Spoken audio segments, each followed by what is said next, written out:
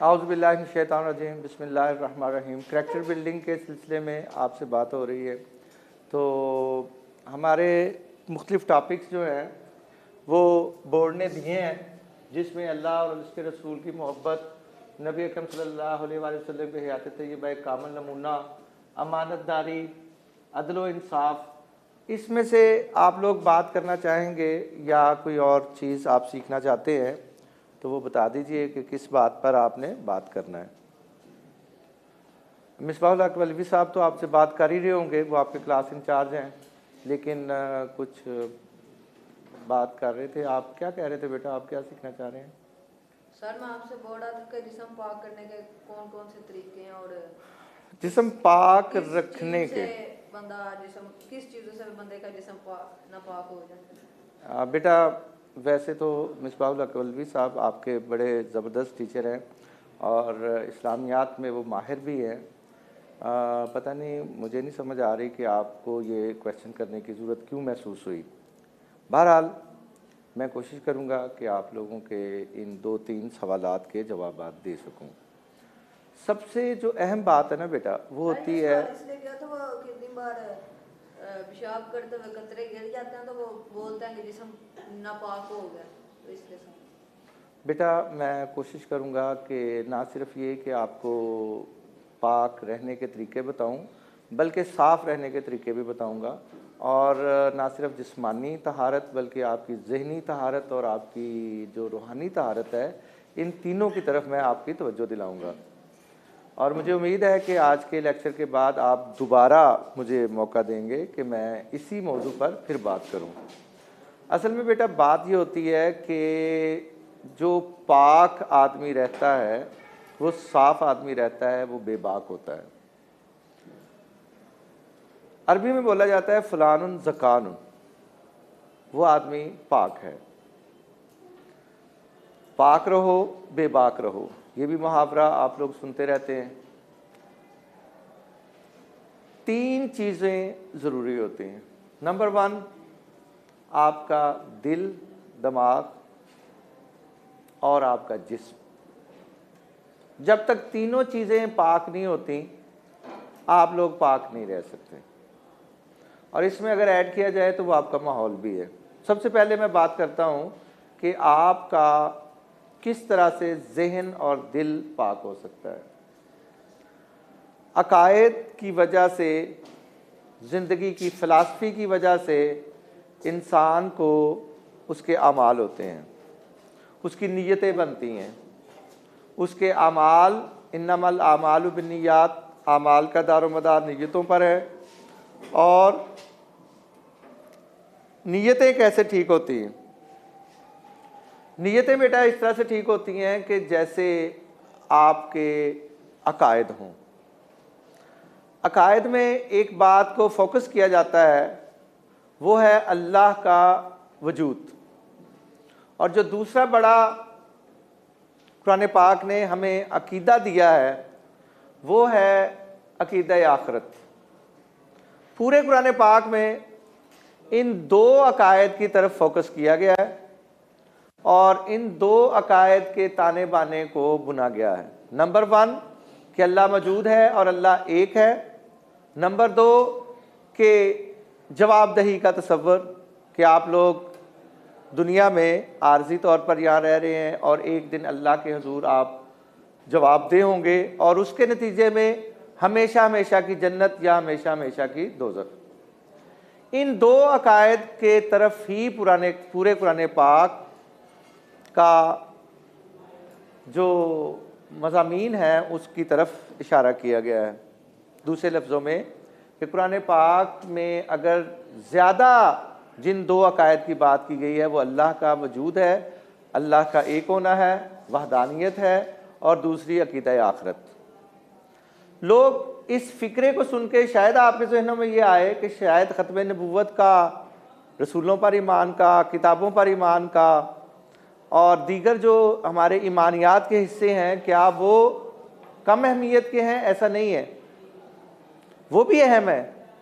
आका सल्लल्लाहु अलैहि वसल्लम पर ईमान और उनकी ख़त्म नबूवत पर ईमान तो हमारी ईमान की जड़ है, हमारे ईमान की रूह है। हमारा ईमान ही ख़त्म हो जाता है जब हम आका सल्लल्लाहु अलैहि वसल्लम को आखिरी नबी नहीं मानते हैं, या उसमें कोई गड़बड़ करते हैं, या उसकी मोहब्बत में कोई गड़बड़ करते हैं। मेरे कहने का मतलब ये था कि तमाम का तमाम कुरान पाक जिन दो बुनियादी अकायद की तरफ घूमता है वो अल्लाह का वजूद और अकीदा आखिरत है। आइए अब आपके मैं सवाल की तरफ चलता हूँ।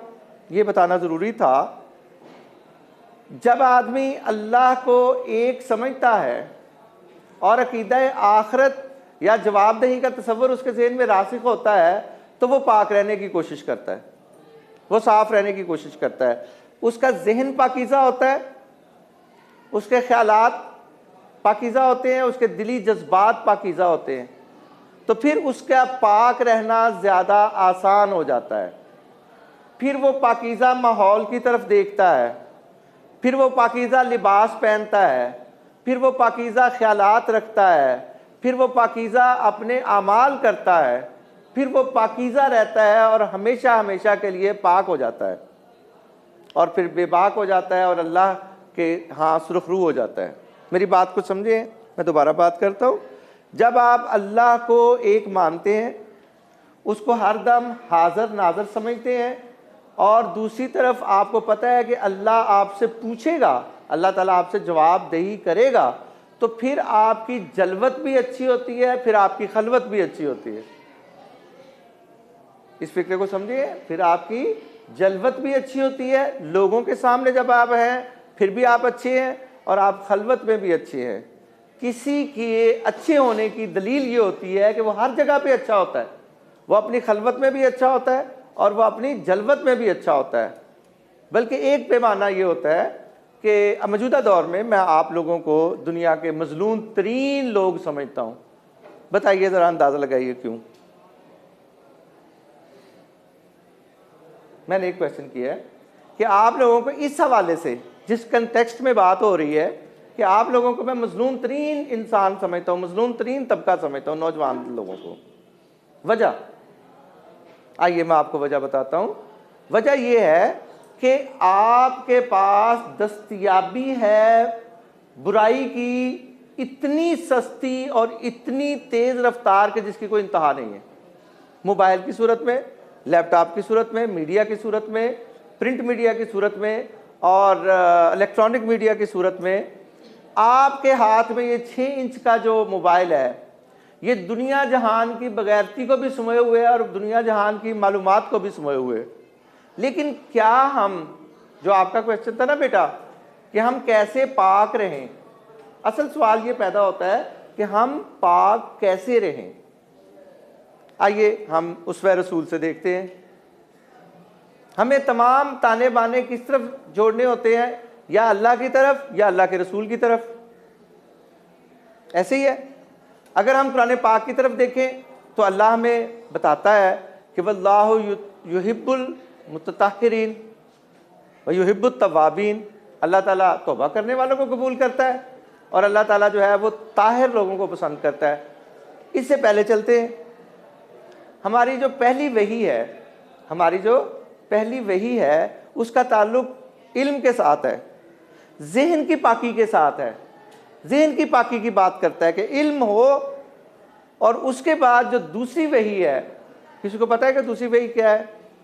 जब फतरतुल वही हुआ, जब 6 माह का या 3 माह का वही में के दरमियान में रुकी रही, तो उसके बाद कौन सी वही नाज़िल हुई थी? वो या अय्युहल मुद्दस्सिर थी। वो क्या थी? या अय्युहल मुद्दस्सिर कुम फ़अंज़िर व रब्बका फ़कब्बिर। तर्जमा सीखते हैं, ए काली कमली वाले, ए चादर ओढ़ कर लेटने वाले, ए चादर वाले, कुम उठो, फ़अंज़िर और डराओ, रब्बिका अपने रब से, फ़ताहिर और पाकीज़ा रहें, वसियाबा का फ़ताहिर और अपने कपड़ों को पाक रखें। असल चीज़ क्या होती है? आपके कपड़ों की तहारत। जैसे मेरे बेटे ने क्वेश्चन किया कि क्या हम अपने कपड़ों को कैसे पाक रखें। बेटा नंबर 1 ये होता है कि आप उसवे रसूल की तरफ देखें। जब भी आप वाशरूम में जाएं, पहले तो कच्ची जगह होती थी, छींटे कम पड़ते थे। अब हमें क्या करना है? हमने इसी हालात में रहना है। आपका जो बैठने की जगह है, जैसे आप बैठते हैं तो ये जो जगह है यहाँ नीचे, इसको थोड़ा सा ऊपर कर लें। इसको इतना घर के अंदर आप आसानी के साथ बैठने वाली जगह को ऊंचा कर सकते हैं। फिर ऐसी चीज़ें मिलती हैं जहाँ आपके वॉशरूम की, जहाँ आपके पेशाब की कतरे पड़ते हैं, उसके ऊपर लगाने वाला एक छोटा सा सस्ता सा मिलता है, वो उसके ऊपर लग सकता है, ठीक है, ताकि आपकी छींटें एक यहाँ से आती हैं, जब आपको बहुत ज़ोर से आया होता है तेज़ रफ्तार से तो वो छींटें पड़ती हैं, तो उस छींटों से बचने के लिए एहतमाम करना ज़रूरी है। सबसे ज़्यादा जो बुरी चीज़ समझी गई है आका सल्लल्लाहु अलैहि वसल्लम ने, वो पेशाब के कतरे हैं, वो पेशाब के कतरे हैं जो हमारे जिस्म पर पड़ जाते हैं। फिर ये जो टखनों के ऊपर रखने का रिवाज है, ये जो टखनों को ऊपर रखने का, यहाँ तक नंगे रखने का है, इसकी एक वजह ये भी है कि आपके जब कपड़े ही ऊपर होंगे तो वह नापाकी से बच जाएंगे। तो एहतियात ये करनी चाहिए। फिर कुछ लोगों का मसला ये होता है, मुझे माजरत के साथ कि मुझे ये बात करनी पड़ रही है, कुछ बच्चों का ये मसला होता है कि वो छूछू करने के बाद थोड़े से कतरे उनको महसूस होता है जैसे मसाने में मौजूद है। मैं लाहौर में एक मस्जिद में ये खुतबा सुना और मुझे लगा कि वाकई ये बात बच्चों के साथ करने वाली है, क्योंकि दीन में शर्म नहीं है, दीन सीखने के मामले में। तो अगर किसी का मसला हो तो वो ज़रूरत ये होती है कि बजाय इसके कि इसको तकरीर में बात की जाए, जिसका मसला हो वो अलहदगी में बात कर सकता है, उसके साथ अलहदगी में बात कर ली जाएगी। अगर सबका मसला हो तो फिर तो हम बात करें, फिर तो हम बात करें। बहरहाल बेटा, अल्लाह ताला का हुक्म भी है, नबी करीम सल्लल्लाहु अलैहि वसल्लम का इरशाद मुबारक भी है कि अपने कपड़ों को पाक रखना चाहिए।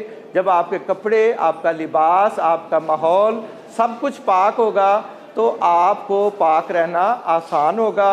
और इसके लिए ना महरम की तरफ ना देखें ताकि आपकी नज़र पाक रहे। और जिसने, आखिरी बात करके मैं आपसे इजाज़त चाहता हूँ कि नबी करीम सल्लल्लाहु अलैहि वसल्लम फरमाया कि मुझे 2 चीज़ों की ज़मानत दे दो, मैं आपको जन्नत की ज़मानत देता हूँ। वो 2 चीज़ें क्या हैं?